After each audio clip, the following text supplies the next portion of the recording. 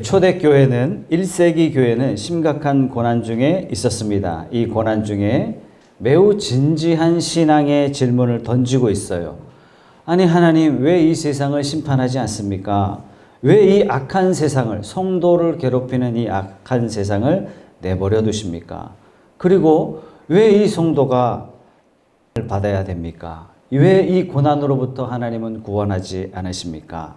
거기에 대한 대답으로 하나님은 구원을 선행하지 아니하시고는 심판하지 아니하신다. 그래서 하나님은 이 불의한 세상을 향해서도 여전히 자비로우시며 더욱 의로우신 분이시며 우리가 지난주 말씀을 통해서 함께 나눴습니다.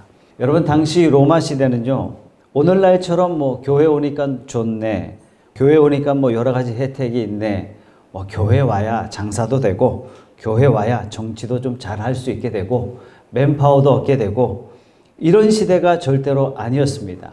이 시대는 교회 가면 하던 장사마저도 안 됐던 그런 시대였습니다.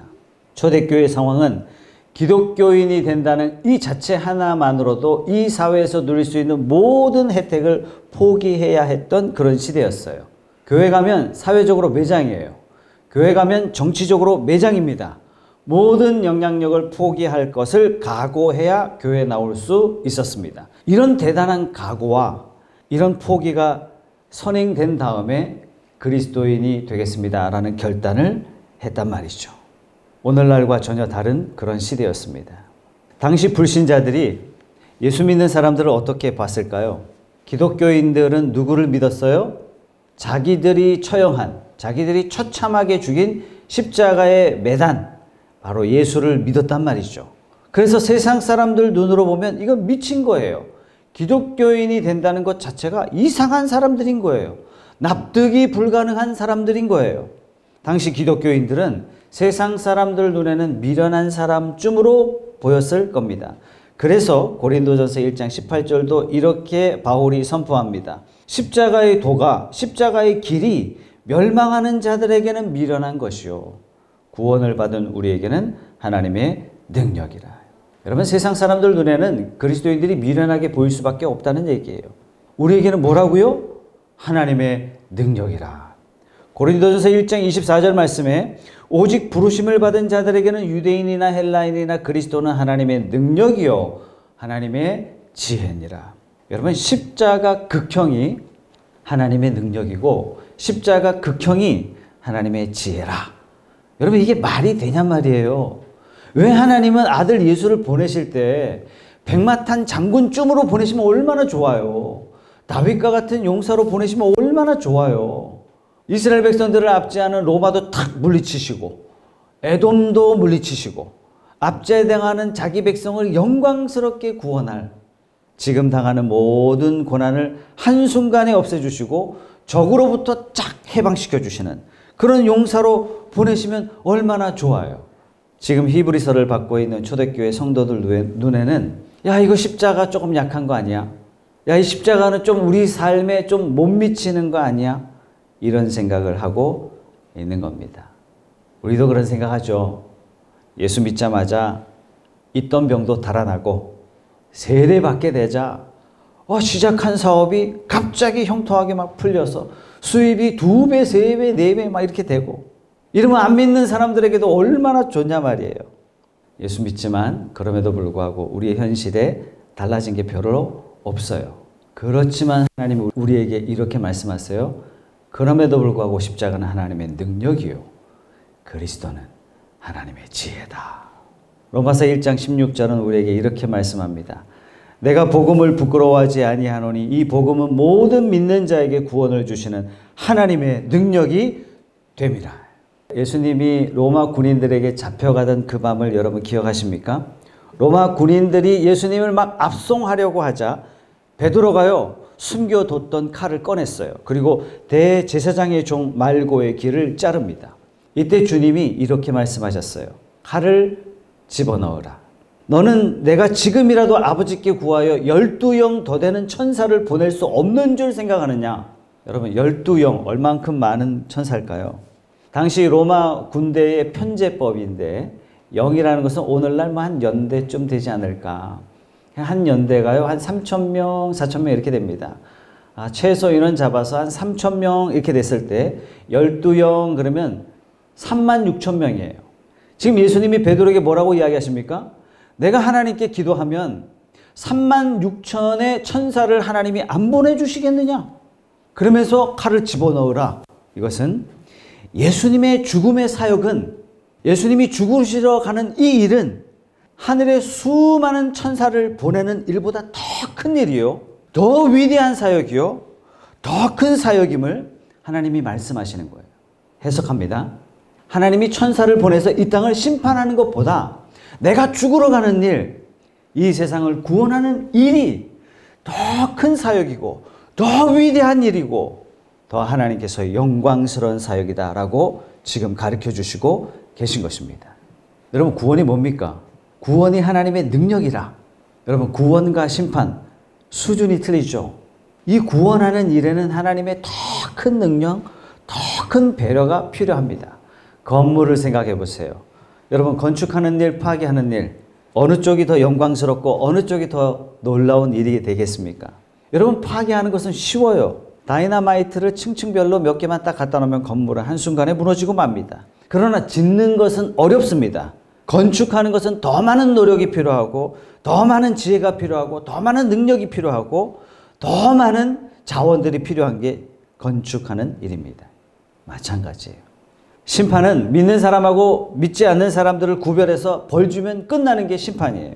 그러나 구원은 달라요. 벌받아 마땅한 사람들을 하나님이 부르시고 그들을 돌이키게 하시고 그들을 깨끗하게 하시고 그들을 자녀 삼으시고, 이 모든 일들이 힘든 일이고 고달픈 작업입니다. 심판보다 더 많은 노력과 더 많은 능력과 더 많은 간섭과 더 많은 하나님의 배려와 더 많은 정성이 들어가야만 이루어지는 것이 구원입니다. 지금 예수님이 이 일을 감당하시려고 사람의 몸을 입고 이 땅에 오셔서 십자가 지시는 것입니다. 그래서 그래서 십자가는 하나님의 능력이라. 그래서 구원은 하나님의 지혜라. 여러분, 십자가는 부끄러운 것이 아닙니다.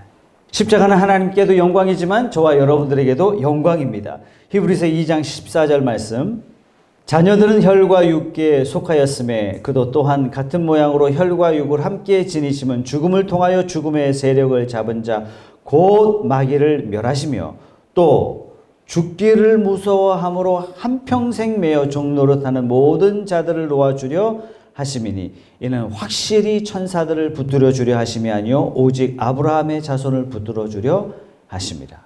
여러분, 십자가는 우리를 사망에서 꺼내는 일이에요. 십자가는 우리를 거룩하게 하는 일입니다. 하나님의 사람으로 완성시키는 일입니다. 그래서 이 십자가는 누구를 위한 일인가? 천사를 위한 일이 아니란 얘기예요. 우리를 위함이라. 그래서 천사들이 우리를 흠모한대요. 천사들이 뭐라고 이야기해요? 하나님이 우리를 위하여 목숨을 내어주시진 않았지만 사람을 위하여는 목숨을 내어준 자다. 천국에 가면 천사들이 우리를 받들어 봉사한다는 얘기예요.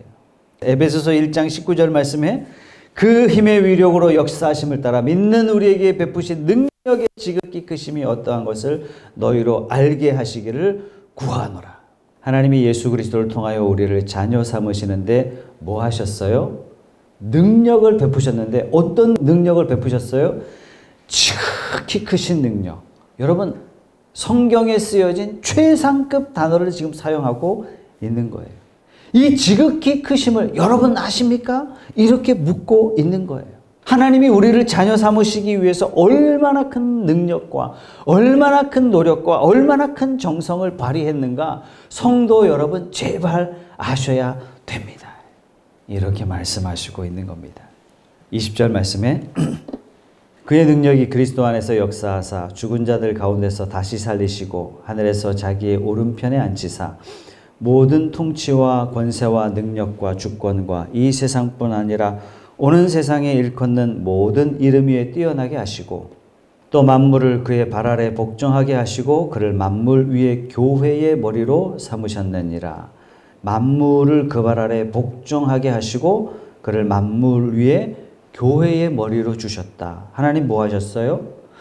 왜 십자가라는 약한 걸로 우리를 죄와 사망에서 꺼내시고 거룩하게 하시고 자녀로 완성하게 하신 다음에 예수 그리스도를 머리로 한 그분의 교회에 예수님과 우리를 연합되게 하셨어요. 예수 그리스도를 우리를 죄와 사망에서 구원하게 하시기 위해서 우리를 대신해서 죽으셨을 뿐만 아니라 우리를 하나님의 자녀로 실패가 없도록 그분의 몸에 예수 그리스도를 머리로 하신 그분의 교회에 저와 여러분들을 유기적으로 연합되게 하셨어요. 그냥 말씀으로만, 입으로만 연합이 아니라 유기적으로 연합되게 하신 거예요. 우리를 그냥 묶어주신 거예요. 그래서 우리는 하나님의 일에 절대 실패가 없도록 우리를 하나 되게 하신 것입니다. 사랑하는 성도 여러분, 저와 여러분들은 그리스도 안에서 결코 실패가 없는 줄 믿으시기 바랍니다. 지금 초대교회는 굉장히 어려워요. 예수 믿었는데도 불구하고 너무 어렵고 힘든 삶을 살면서 이런 질문을 하고 있는 거예요. 아니, 정말 하나님 살아계십니까? 하나님 이렇게 힘든데 하나님 과연 내 편이 되어주고 계십니까? 거기에 대해서 이렇게 대답해 주시고 계신 겁니다.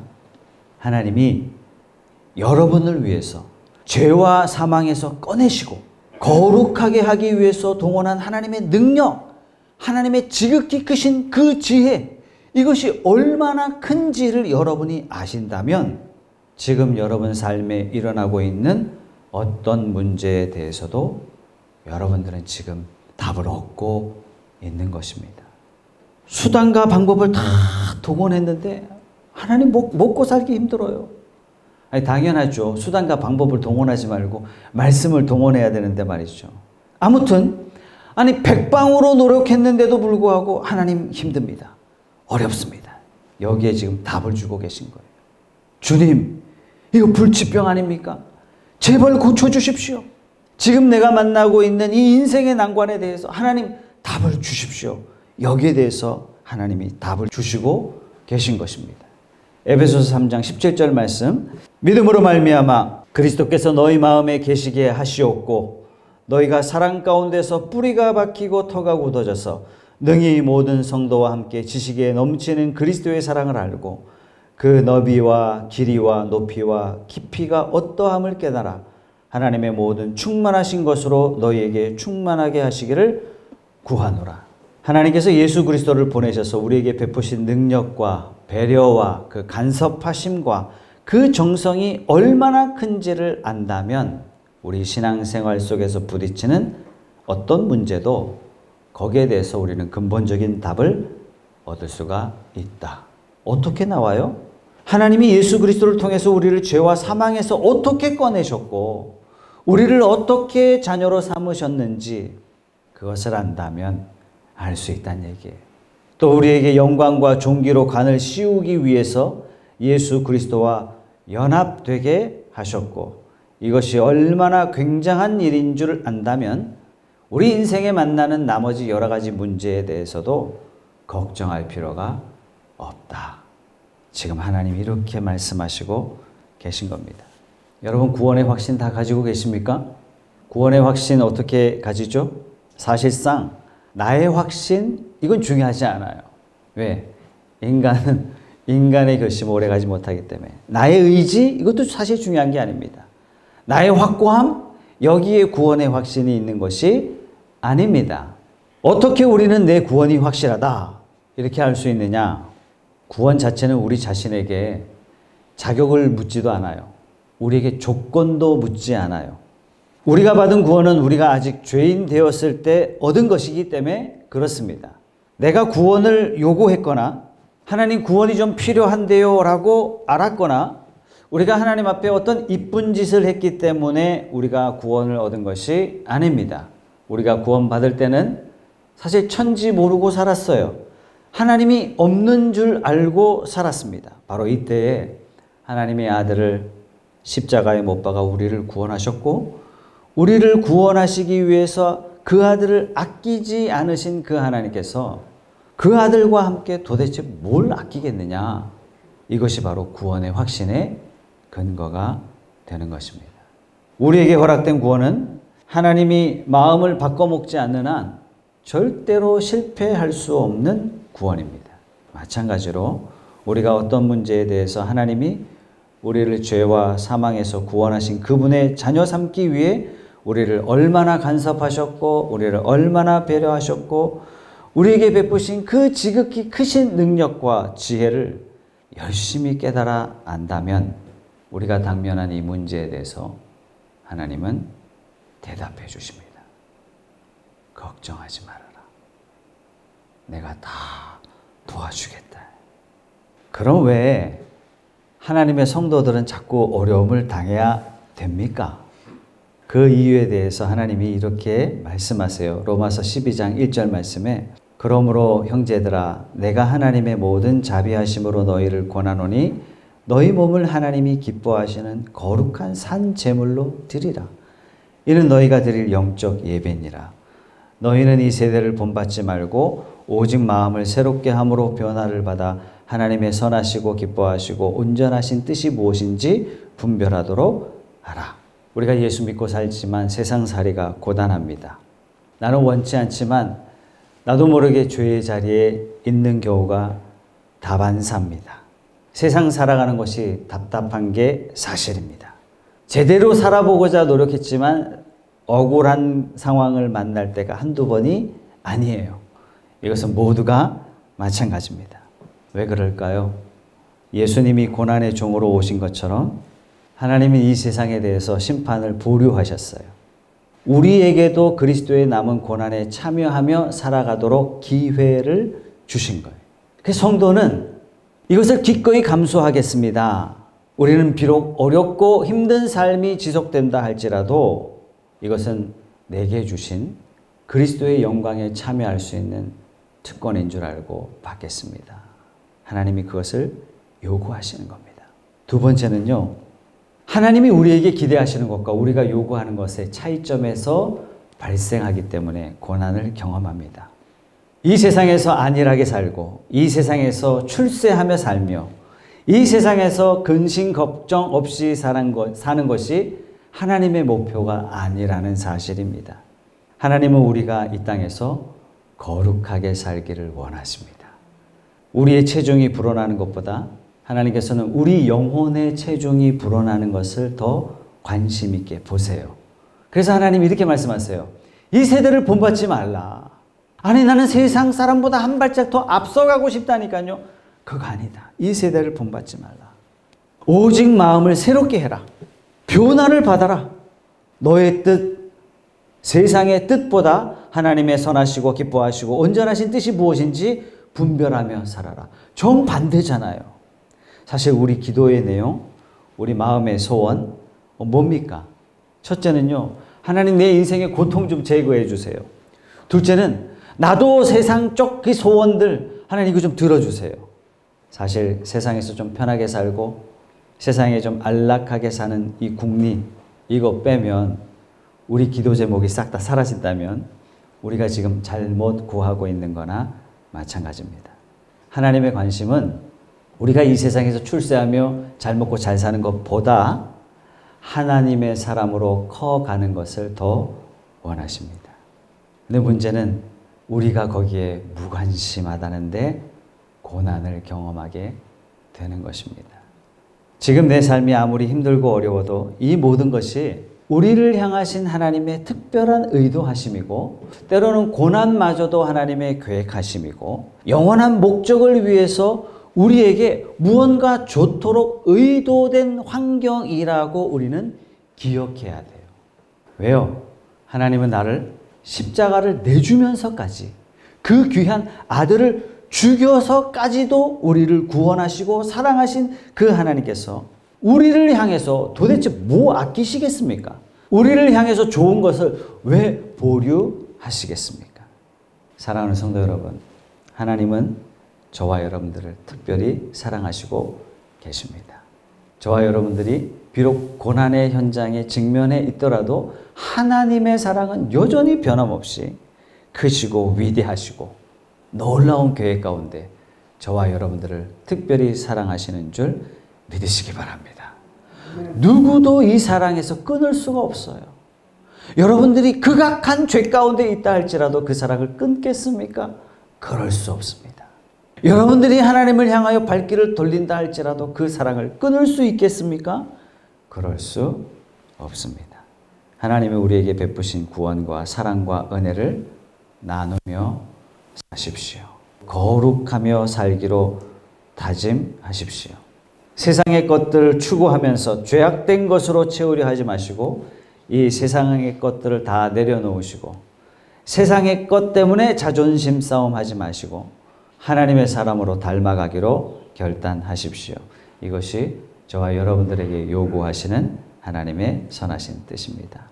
이 일을 위해서라면 하나님은 모든 능력을 동원하시고 온 우주를 동원하셔라도 우리를 간섭하시고 계심을 믿으시기 바랍니다.